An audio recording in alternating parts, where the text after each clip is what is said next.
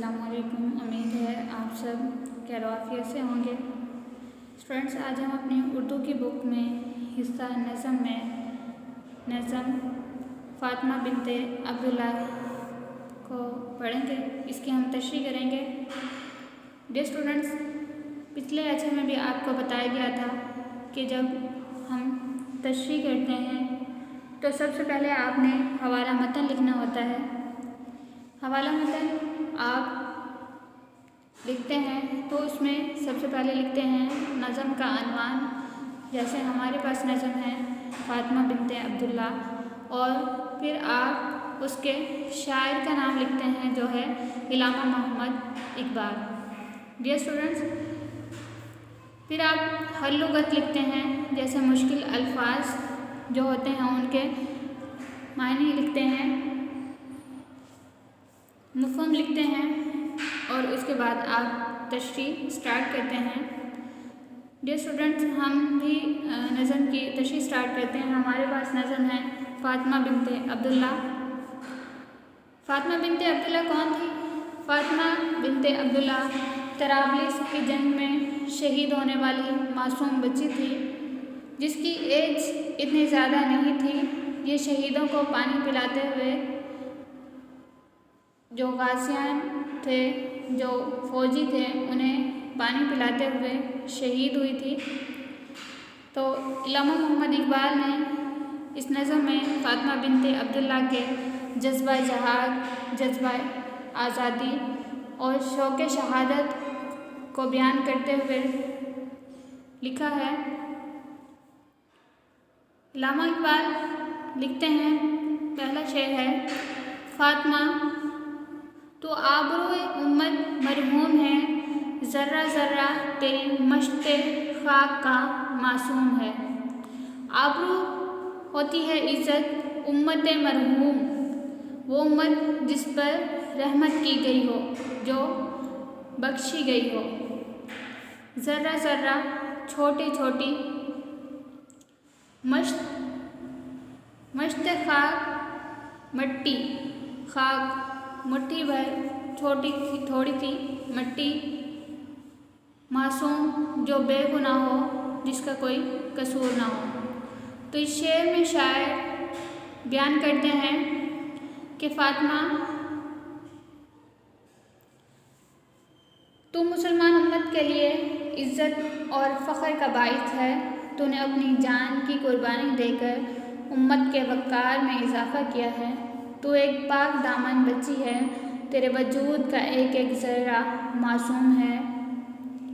Dear student, इलामा इकबाल ने जिस दौर में आँख खोली वो मुसलमानों के लिए बड़ी सख्ती का दौर था। मुसलमान जज्बा हुर्रियत, जज्बा आज़ादी को भूल चुके थे। वो इस वक्त अंग्रेज़ों के ग़ुलाम थे। वो अपने ताबनाक माज़ी को भूल चुके थे। उन्हें याद नहीं था कि उनका माज़ी कितना रोशन था।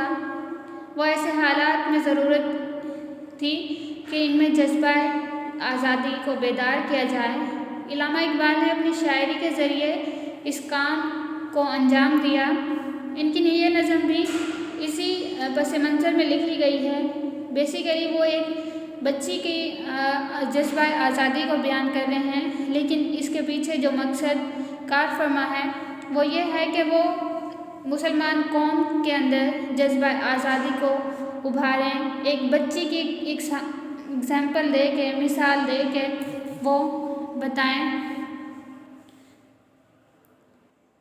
इस नज़म में इन्होंने एक तारीख़ी वाक़या का सहारा लिया है कि मुसलमानों के अंदर जज्बा आज़ादी बेदार करने की कोशिश की जानी चाहिए।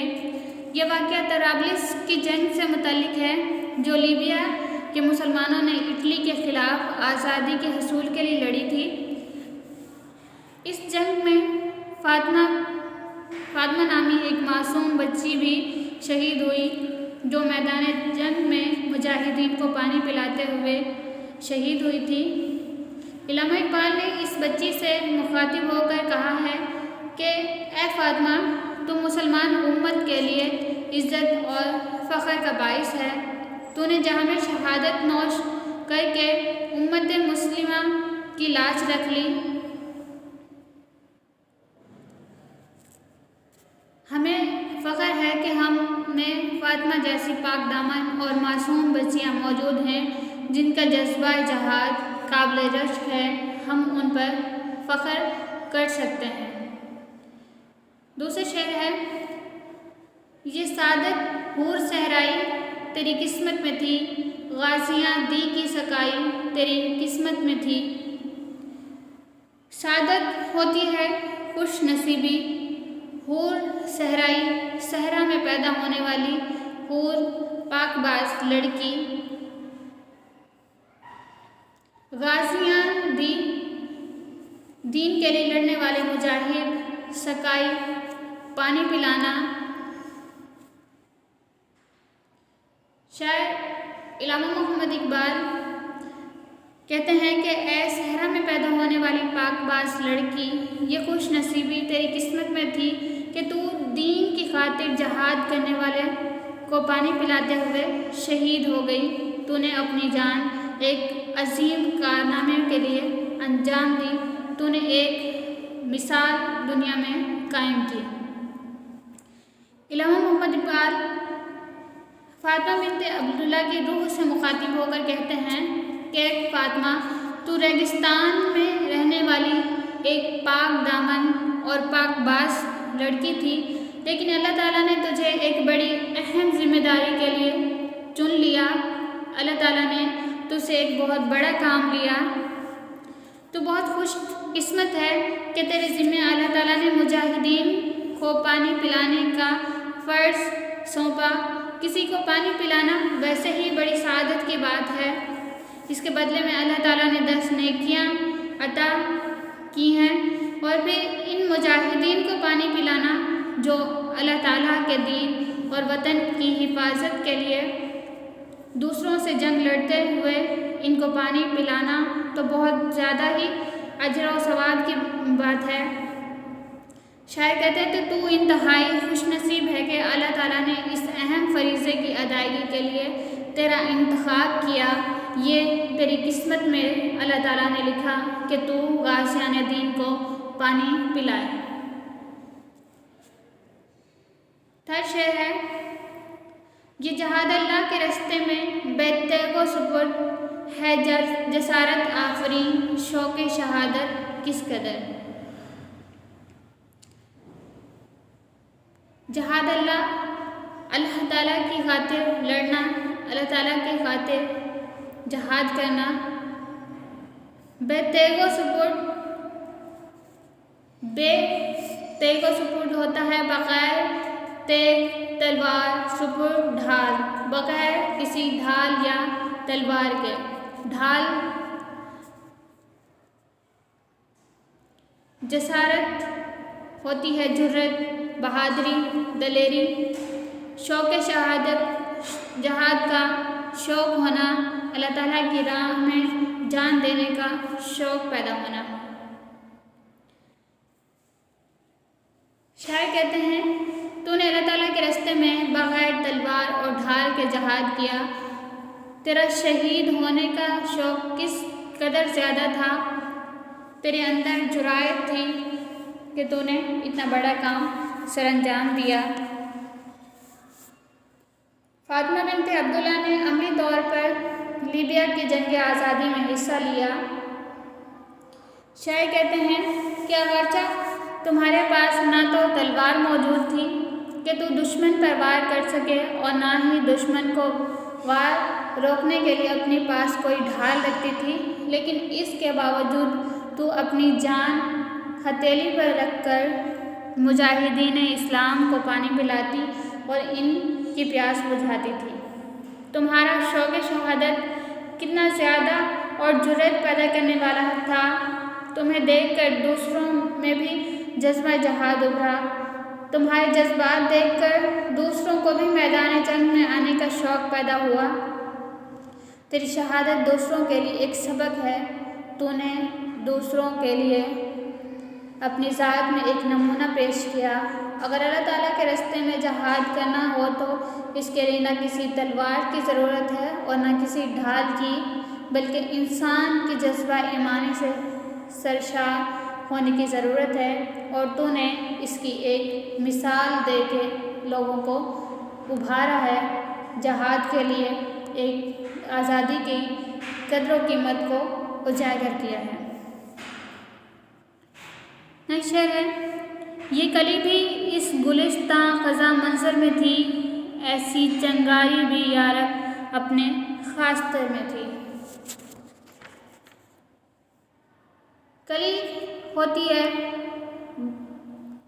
نہ کھلا ہوا پھول، کلی بند جو ہوتا ہے پھول، وہ گلستاں، باغ، خزاں، پتجھڑ کا موسم، چنگاری، شرارہ، خاستر، راکھ۔ شاعر کہتے ہیں کہ ایسی کلی بھی اس اجڑے ہوئے باغ میں تھی، اللہ تعالیٰ ایسا شرارہ بھی اپنی راکھ میں اللہ تعالیٰ نے ایک رکھا تھا۔ علامہ اقبال اس شعر میں اپنے آپ سے، اپنے لوگوں سے مخاطب ہو کر کہتے ہیں کہ میں تو یہ سمجھا تھا کہ مسلمان قوم مکمل طور پر تباہ و بربادی سے دوچار ہو چکی ہے، مسلمان قوم مکمل ختم ہو چکی ہے۔ جس طرح خزاں میں ہرے بھرے باغ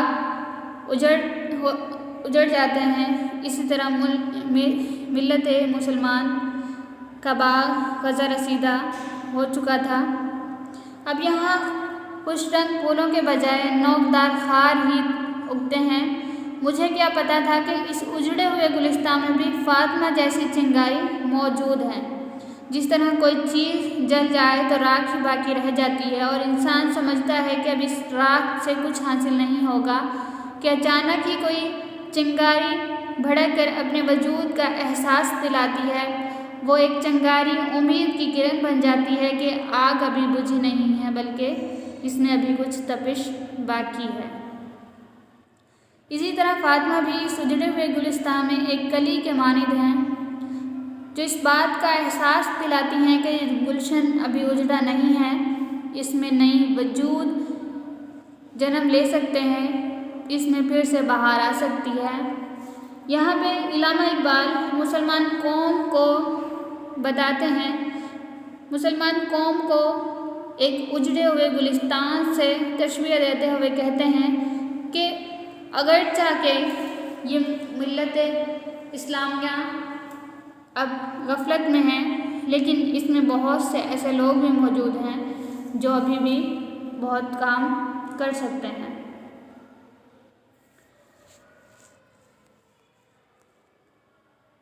نیکسٹ شعر ہے، اپنے صحرا میں بہت آہو بھی پوشیدہ ہیں، بجلیاں برسے ہوئے بادل میں بھی خوابیدہ ہیں۔